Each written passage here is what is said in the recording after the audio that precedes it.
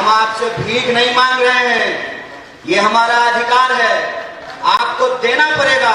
अगर नहीं देंगे तो छीन करके लेंगे। इस बात को याद रखिए कि किस तरीके से हमारी लड़ाई को गुमराह करने की कोशिश की जाती है, उसको भटकाने की कोशिश की जाती है। सबसे पहले जो हमारी पहचान है आदिवासी, उसको आजकल वनवासी करने का प्रयास किया जा रहा है। अगर आपका वोट और हमारा वोट एक नहीं हुआ होता, क्यों पत्रकार महोदय, आपका वोट और एडिटर का वोट एक नहीं होता, महिला और पुरुष का वोट एक नहीं होता, हेलीकॉप्टर पर उड़ने वाला और साइकिल पर चलने वाला का वोट अगर एक नहीं होता, तो जया साहब के पप्पा इंदौर का चक्कर लगा रहे होते। ये वोट का अधिकार आपको कैसे मिला है? ये वोट का अधिकार आपको थाली में परोस करके गिफ्ट नहीं मिला है। इसके लोगों ने संघर्ष किया है, इसके लोगों ने अपनी जान की कुर्बानी दी है। और आजादी का मतलब होता है कि किसी भी मनुष्य को, किसी भी मनुष्य के ऊपर शोषण करने का कोई अधिकार नहीं है। यह आजादी का मतलब होता है।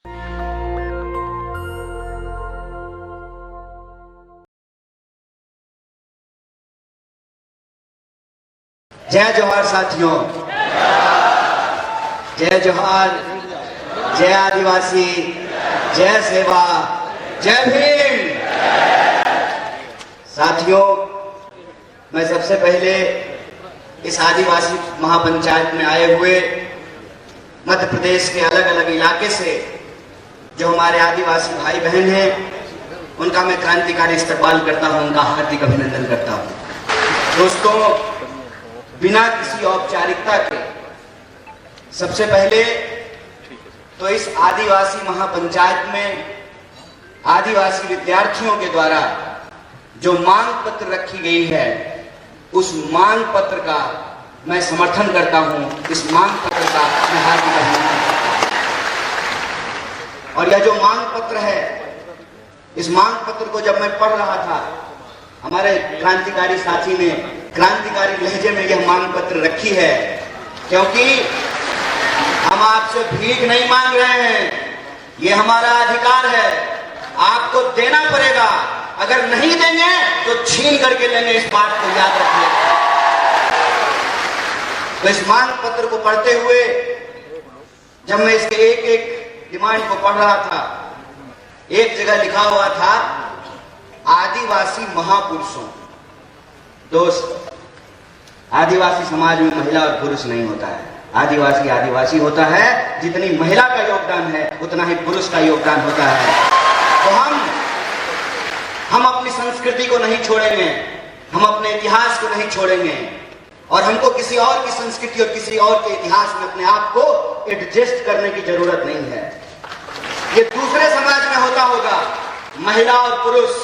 आदिवासी समाज में महिला और पुरुष नहीं होता है। होता है क्या? हमारी बहनें बैठी हुई हैं, हमारे भाई बैठे हुए हैं। हमारे घर में, हमारे परिवार में जितनी इज्जत पुरुष का है, उतनी ही इज्जत महिलाओं का भी होता है।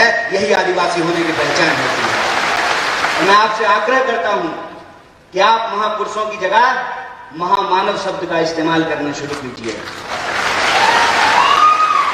अन्य मांगों को जब मैं पढ़ रहा था, यह जो मांग है, इस मांग के लिए मैं यह बात आप सबके सामने साझा करना चाहता हूं कि हमारे साथी ने कहा कि अब हम बोलना सीख गए हैं, अब हम राजनीति भी समझ रहे हैं, अपनी मांग भी हम मनवा लेंगे। और यह जो बोलने का इतिहास है, यह एक लंबा संघर्ष है, एक लंबी लड़ाई है। और इस संघर्ष में आपने बार बार देखा होगा कि किस तरीके से हमारी लड़ाई को गुमराह करने की कोशिश की जाती है, उसको भटकाने की कोशिश की जाती है। सबसे पहले जो हमारी पहचान है आदिवासी, उसको आजकल वनवासी करने का प्रयास किया जा रहा है। बोलिए, अगर वन में रहने वाले लोग वासी हैं, तो जो लोग फ्लैट में रहते हैं उसको फ्लैट वासी कहना शुरू कर दें क्या?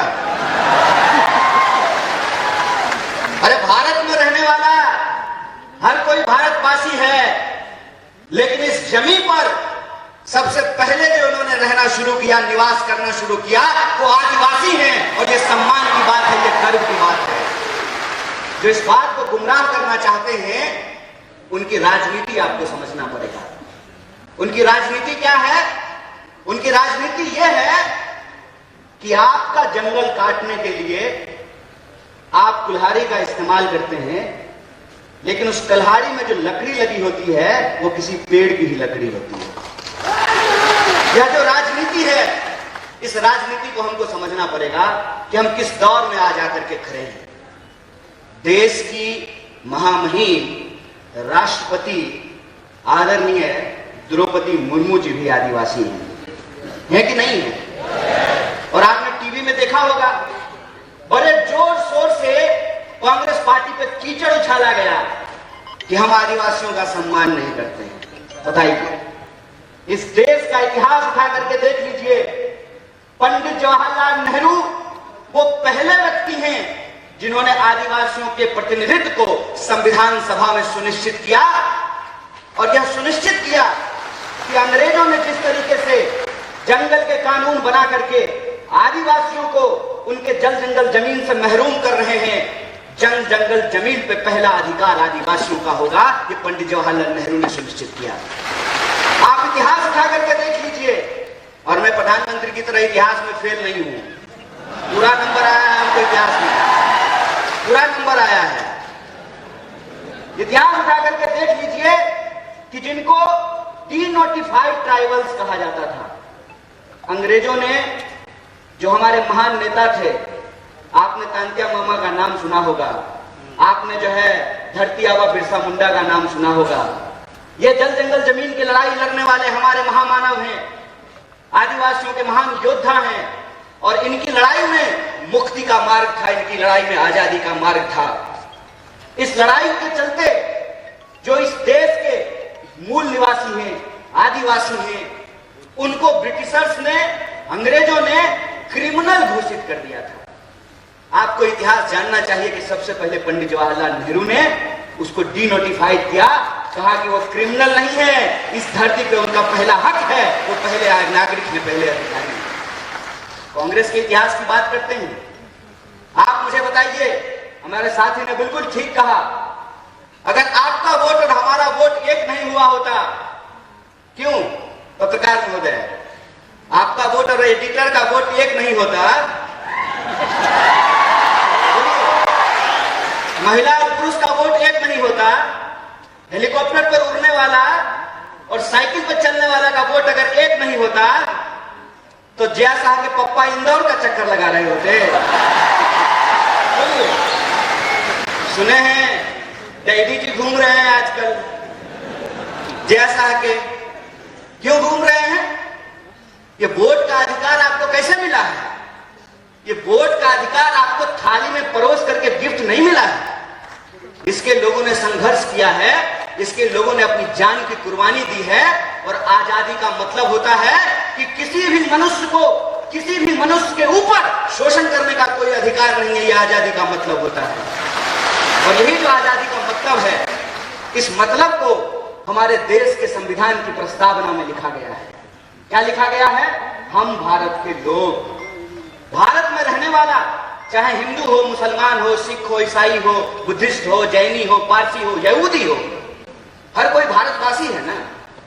जब भारत में रहने वाला हर कोई भारतवासी है, तो चाहे गोंड हो, भील हो, उरांव हो, सभी लोग आदिवासी हैं। यह एकता हमको समझनी पड़ेगी, यह एकता हमको बना करके रखनी पड़ेगी। इनकी चालाकी आपने देखी, एक दूसरे से लड़ा रहे हैं। ये क्यों लड़ा रहे हैं? ये इसलिए लड़ा रहे हैं ताकि हमारी शक्ति आपस में बट जाए। मणिपुर जल रहा है, मणिपुर में मणिपुर के रहने वाले लोग को ही आपस में लड़ाया जा रहा है, और सरेआम आपके रूंगटे खड़े हो जाएंगे। यहां बैठी हुई महिलाओं से मैं हाथ जोड़ करके माफी मांगता हूं, बतौर पुरुष हमने आपके ऊपर बहुत सारा अत्याचार किया है, इसके लिए हाथ जोड़ करके हम आपसे माफी मांगते हैं। शर्म आती है कि आजादी के 75 साल बाद भी बदला निकालने के लिए निर्वस्त्र होकर के आप एक महिला को घुमा रहे हैं, और आप कहते हैं कि हमने आदिवासी महिला को राष्ट्रपति बनाया है। आप एक आदिवासी महिला को राष्ट्रपति बनाए हैं और एक आदिवासी महिला को निर्वस्त्र करके घुमाया जा रहा है, और महामहिम अपने मुंह से एक शब्द नहीं बोलती है। यह बात हमको समझनी पड़ेगी कि लकड़ी काटने वाले कुल्हाड़ी में भी लकड़ी लगा होता है। इस राजनीति को हमको समझना पड़ेगा। हमको समझना पड़ेगा कि अगर जो हमारा वोट और आपका वोट एक है, महिला और पुरुष का वोट जो एक है, हेलीकॉप्टर पर चलने वाला और फॉर्च्यूनर पर चलने वाला और टूटी हुई साइकिल लेकर चलने वाला का वोट जो एक है, यही वोट की ताकत है कि यह जमहूरियत जिंदा है, यह लोकतंत्र जिंदा है। 5 साल के लिए ही सही, 5 साल के लिए ही सही इनको जनता के बीच जाना पड़ता है, जनता की अदालत में आना पड़ता है और अपनी नाकामियों को छुपाने के लिए तरह तरह का झूठ बोलना पड़ता है। अभी हमको एक पत्रकार पूछ रहे थे कि गृह मंत्री ने कहा है माँ बाप ने कितना सुंदर नाम रखा है, नरोत्तम, नड़ों में उत्तम, और काम कैसा है, निकृष्टम। कैसे है निकृष्टम? निकृष्टम ऐसे है कि भाई तुम सरकार चला रहे हो, 20 साल से तुम्हारी इस प्रदेश में सरकार है और तुम विपक्ष की तरह सवाल पूछ रहे हो। है दम चैलेंज करते हैं यहां से खड़ा होकर के। इंदौर में 2 गृह मंत्री है, चैलेंज करते हैं कि अगर हमने गलत किया है तो हमको इंदौर की जेल में डालो, अगर हमने गलत नहीं किया है तो देश को गुमराह करना बंद करो, देश से माफी मांगो, बकवास करना बंद करो। हमको मालूम है कि ये झूठ क्यों बोलते हैं। ये झूठ इसलिए बोलते हैं क्योंकि हमारे सच का सामना नहीं कर सकते हैं। करेंगे हमारे सच का सामना। सच ये है कि इनका बेटा विदेश पढ़ने के लिए गया है, मामा का। और मामा के संदर्भ में मैं आपको बता दूं, मेरा नाम कन्हैया है और कन्हैया ने कंस का वध किया था और कंस भी मामा था। ये संदर्भ मैं इसलिए बता रहा हूं कि हमको सच्चाई आंख खोल करके देखने की जरूरत है। इस प्रदेश में गरीब के लिए महाविद्यालय नहीं बनेगा, गरीब के लिए विश्वविद्यालय नहीं बनेगा, गरीब के लिए छात्रावास नहीं बनेगा। क्यों? क्योंकि जब मुख्यमंत्री का बेटा विदेश पढ़ने के लिए जाएगा तो आदिवासी के लिए महाविद्यालय क्यों बनाएगा? और जब चुनाव आ गया है, 20 साल से सरकार चला रही है, जब चुनाव में 20 महीना बचा है, तब इनको बहन लाडली की याद आई है और क्या कह रहे हैं कि हम 2000 रुपया दे देंगे। चाचा, आप 2000 रुपया अपने पास रखिए। ये बताइए कि 350 का सिलेंडर 1400 रुपए में क्यों मिल रहा है? 750 रुपया तो रिचार्ज कराने में लगता है। बहनें यहाँ पे बैठी हुई हैं, 2000 रुपया दे दीजिएगा तो 2 महीना ठीक से 2 मोबाइल रिचार्ज भी नहीं हो पाएगा। ठगते हैं, ठग रहे हैं हमको। आपका खेल हम समझ रहे हैं, आपका खेल हम समझ रहे हैं कि आप हमारे आंख में धूल झोंक करके हमारी संपत्ति, हमारा रिसोर्स हमसे छीन रहे हैं। और जब हम अपने जल जंगल जमीन की बात करते हैं तो ये हमारे ऊपर तरह तरह का आरोप लगाते हैं। कहते हैं जल जंगल जमीन की बात करने वाले लोग अर्बन नक्सल होते हैं। हाय रे गृह मंत्री, बड़ी दया आती है आपको। 2 बार की सरकार है इनकी, 20 साल से मध्य प्रदेश में सरकार चला रहे हैं और मेरे पिताजी मुख्यमंत्री नहीं थे, ना प्रधानमंत्री थे। मैं एक साधारण परिवार का लड़का हूं, लेकिन मेरे पास महात्मा गांधी की तरह, बिरसा मुंडा की तरह, शहीद आजम भगत सिंह की तरह, डॉक्टर बाबा साहब भीमराव अंबेडकर की तरह सच की ताकत है। इस बात को याद रखिएगा। अरे पूरी ताकत लगा लीजिए। आप हमारी सच्चाई को नहीं बदल सकते हैं। हम सच के लिए लड़ रहे हैं, हम अपने लोकतांत्रिक अधिकार के लिए लड़ रहे हैं। और लोकतंत्र का क्या मतलब होता है? लोकतंत्र का मतलब यह होता है कि जैसे मुख्यमंत्री के बेटा का वोट एक होता है, उसी तरह से आदिवासी के बच्चा का भी वोट एक होता है। अगर मुख्यमंत्री के पास पैसा है, वो अपने बच्चे को विदेश भेज सकता है, तो हम भी इस देश में टैक्स देते हैं। हमारे बच्चों के लिए भी अच्छी शिक्षा की व्यवस्था होना चाहिए, अच्छा अस्पताल होना चाहिए, अच्छी सड़कें होनी चाहिए, महिलाओं की सुरक्षा होनी चाहिए। ये हमारा हक है। और जब हम अपना हक मांगते हैं तो हमारी बात को गुमराह करने की कोशिश करते हैं, लेकिन हम गुमराह होने वाले नहीं हैं। इनका खेल हम समझते हैं। हम आपके टैक्स के पैसे से, आपके टैक्स के पैसे से हमने पीएचडी की है, हमने आपका नमक खाया है, और हम नमक हराम नहीं है, हम नमक हलाल हैं, और हम आपके साथ यह नमक का वादा करते हैं क्योंकि हम महात्मा गांधी की पार्टी से हैं, और महात्मा गांधी ने नमक का आंदोलन कराया था और अंग्रेजों को धूल चटाया था। इस बात को हम इनको याद दिलाना चाहते हैं। अगर हम इस देश को अंग्रेजों से मुक्ति दिला सकते हैं तो अंग्रेजों की चापलूसी करने वालों से भी मुक्ति दिला सकते हैं। हमारे स्कूलों को बंद करके, हमारे छात्रावासों को बंद करके, तरह तरह का भर्ती घोटाला करके घोटाला खत्म ही नहीं हो रहा है। रोज नया घोटाला पैदा हो जाता है। अभी जो नया घोटाला आया है उसका नाम है पटवारी घोटाला, और मैं वीडियो देख रहा हूं, वीडियो में जो पटवारी घोटाला नहीं, पटवारी परीक्षा की जो टॉपर है उसको पूछा कि मध्य प्रदेश का राजधानी कहां है, तो बोली दिल्ली। हम बोले बिल्कुल ठीक बात है। आजकल मध्य प्रदेश में सारा कंट्रोल दिल्ली से ही चल रहा है। बेचारे नरोत्तम मिश्रा जी, उनको फिल्म का बड़ा इंटरेस्ट है, अक्सर दीपिका पादुकोण को देखते रहते हैं।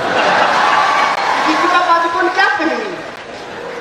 अरे राज्य चला लो यार, गृह मंत्री हो, तुम्हारे राज्य में सबसे ज्यादा महिलाओं के खिलाफ अत्याचार हो रहे हैं, सबसे ज्यादा आदिवासियों के खिलाफ अत्याचार हो रहे हैं, राज्य समझ में नहीं रहा है। कहते हैं ना, घर में नहीं दाने, अम्मा चली भुनाने।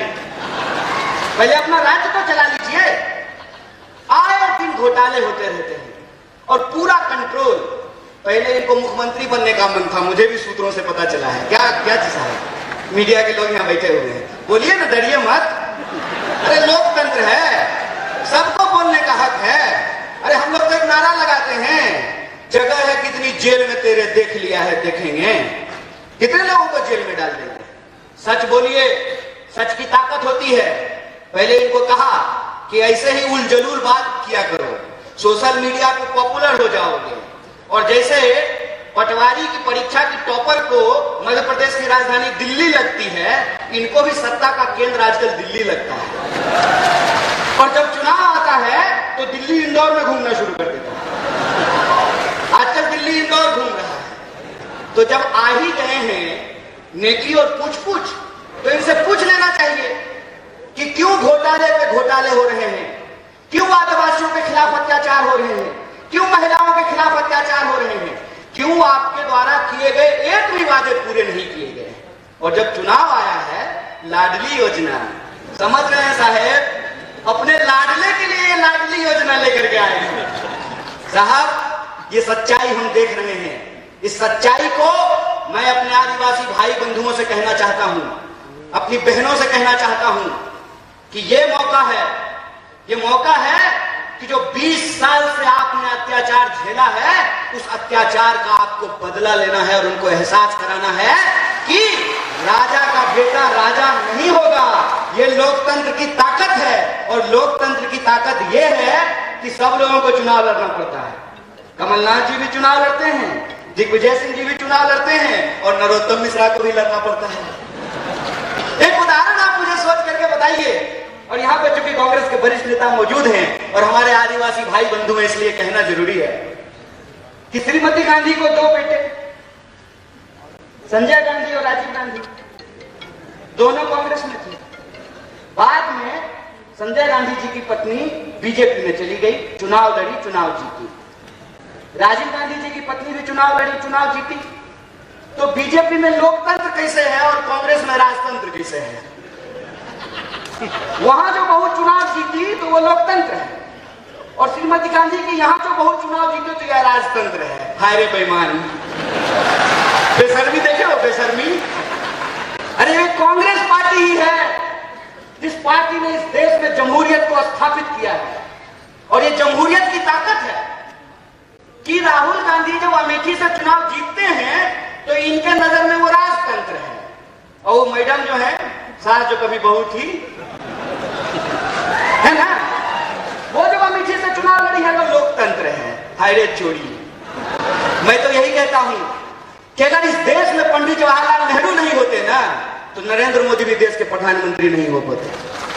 अगर इस देश में गांधी नहीं होते, इस देश में अगर भगत सिंह नहीं होते, इस देश में अगर बिरसा मुंडा नहीं होते, इस देश में अगर डॉक्टर बाबा साहब भीमराव अंबेडकर नहीं होते, तो एक आंगनबाड़ी का बेटा खड़ा होकर के दो मुख्यमंत्री के सामने भाषण नहीं दे रहा होता। ये लोकतंत्र है और इस लोकतंत्र की ताकत को आपको समझना पड़ेगा। इसीलिए मैं अपने आदिवासी भाइयों और बहनों से कहना चाहता हूं कि जो आपका मांग पत्र है, ये मांग पत्र कोई ऐसे नहीं मानने वाला है। ये मानेगा आपके वोट की ताकत से, और आपको अपने वोट की ताकत दिखानी है। और 20 साल क्या, ये जो घोटालों का राज है, इस घोटालों के राज को आपको समाप्त करना पड़ेगा। बोलिए कीजिएगा कि नहीं कीजिएगा? पीछे से ए भाई, करना है ना, बदलना है ना। अगर बदलना है तो मैं सहमत हूं इस बात का कि समाज में बदलाव सिर्फ पार्टी से नहीं होती है, समाज में बदलाव समाज के सहयोग से होता है। इसीलिए कांग्रेस पार्टी अपने दम से चुनाव लड़ेगी, कांग्रेस के कार्यकर्ता अपने दम से चुनाव लड़ेंगे, लेकिन मध्य प्रदेश के एक एक नागरिक को अपने हक और अधिकार के लिए और 20 साल से जो इनके सत्ता का अहंकार है, उस अहंकार को चकनाचूर करने के लिए इस सत्ता को इनको कुर्सी से बेदखल करना पड़ेगा, इनको हराना पड़ेगा। और ये सवाल इनसे पूछना पड़ेगा कि उधर उधर की बकवास बंद करो, ये बताओ कि हर साल 2 करोड़ नौकरी क्यों नहीं पैदा हुई, ये बताओ कि हमारे खाते में 15 लाख रुपया क्यों नहीं पहुंचा, ये बताओ कि आए दिन महिलाओं के ऊपर बलात्कार क्यों हो रहा है, क्यों दलितों के ऊपर अत्याचार हो रहा है, क्यों आदिवासियों के ऊपर अत्याचार हो रहा है। और यहाँ हमारे सिपाही लोग खड़े हैं, एमएलए साहब को पेंशन मिलेगा, कांस्टेबल को नहीं मिलेगा, ये ठीक बात है? तो पूछिएगा अगली बार मामा को कि मामा हम भी जो है डंडा नहीं चलाएंगे, अगर आपको पेंशन मिलेगा ना तो हमको भी ओल्ड पेंशन स्कीम देना पड़ेगा, हमको ये लागू करना पड़ेगा। और ये जो मांगे हैं, ये मांगे इस प्रदेश की मांग है, इस मांग को इनको मांगना पड़ेगा। और नॉर्मलाइजेशन के नाम पे, नॉर्मलाइजेशन के नाम पे जो बेईमानी चल रहा है, तो जैसे ये आपके नंबर का नॉर्मलाइजेशन कर रहे हैं ना, आपको इनकी सीटों का नॉर्मलाइजेशन करना पड़ेगा। बोलिए कीजिएगा कि नहीं कीजिएगा? अगर कीजिएगा तो मध्य प्रदेश में परिवर्तन होगा, और सिर्फ मध्य प्रदेश में परिवर्तन नहीं होगा, इंदौर से परिवर्तन की लहर दिल्ली तक पहुंचेगी और दोनों गृह मंत्री फिर से तरीपार होंगे, ये हमारा पूरा भरोसा है।